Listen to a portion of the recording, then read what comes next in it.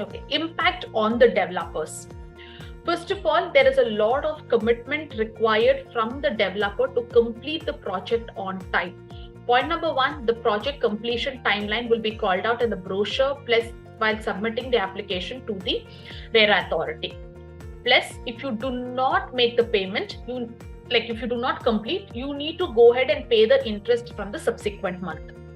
70% of the money that you receive from the customer will be always kept in the separate account. So that's an additional compliance which every developer needs to follow. If you have to withdraw the money from the bank, it's not that you just go and tell the bank, give me my next tranche of payment. That doesn't work like that. Each tranche of payment, when it gets released, like you'll have different milestones, right? Foundation is laid, first floor, second floor. Each time you are going to take some money from the bank.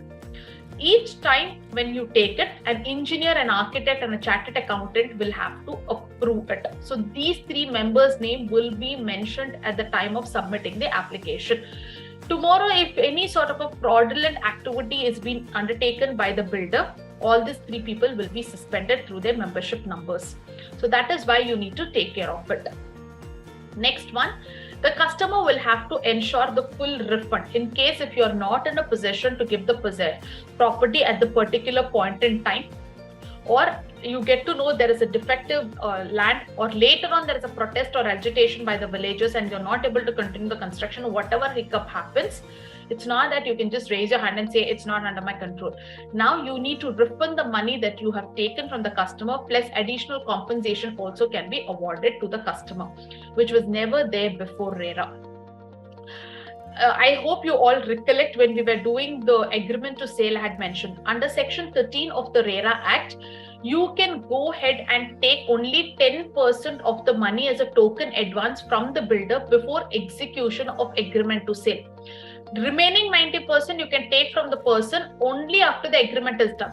Before, people used to just take 30%, 40% as well, saying that, oh, it's a high demand project. If you want, you take it. Otherwise, I have many other customers. But today, it's only 10% is what you can do. Next, there is a warranty period that's been called out. If there is any sort of a structural defect within the period of 5 years of construction, the builder at his own cost or without charging anything from the customer, he will have to rectify this entire defects. So warranty period of 5 years is mentioned under the law. Before, it was not there. He would just give you the keys and walk away. But now 5 years, he is liable to make all alterations in the structural defects. This is an impact on the builder. If you see, it's much more rigid. It has much more accountability and transparency in the transaction as well. Next slide. Okay. Next one, impact on the customers. Your rights are much more protected because you have a specific legislation which takes care of you. Your prices are quoted on the carpet area. So the initially super built area was definitely a large measurement. So now the measurement is lesser. So based on that, they're going to do it. Pricing is much more transparent because whatever he is going to promise in the authority, same price he can charge with you. And even while sanctioning it, the authority will re-question, why are you charging so much? This is the guideline value in that particular area. And there is even a slab that they're going to fix it. And if there is a structural defect, you have 5 years of warranty. That's a good thing for you. Timely possession of the property will be given.